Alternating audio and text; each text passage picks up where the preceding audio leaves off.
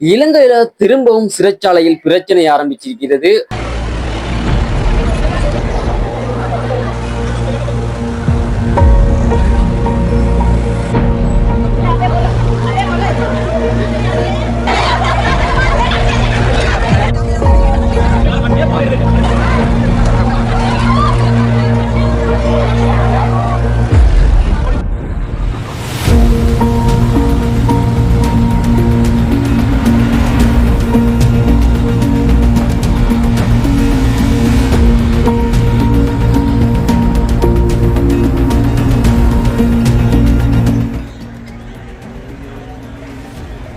அதாவது கடந்த நாட்களுக்கு முன்னுக்கு நீர்கொழும்பு சிறைச்சாலையிலே ஒரு பிரச்சனை ஆரம்பிச்சது. அது ஆரம்பிச்ச போது அங்குள்ள சிறைச்சாலையில் உள்ள கைதிகளை இடம் மாற்றம் செய்து வச்சிருந்தாங்க. அதாவது ஒரு இடத்துக்கு இடமாற்றம் செய்து வச்சிருந்தாங்க.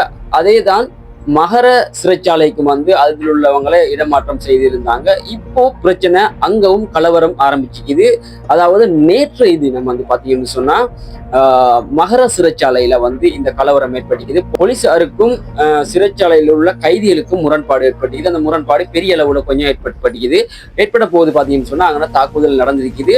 தாக்குதல் நடந்ததுல கைதிகள் 5 கைதிகளுக்கு காயம் ஏற்பட்டுக்குது. அவங்க வைத்தியசாலையில அனுமதிக்கப்பட்டிருக்கிறாங்க.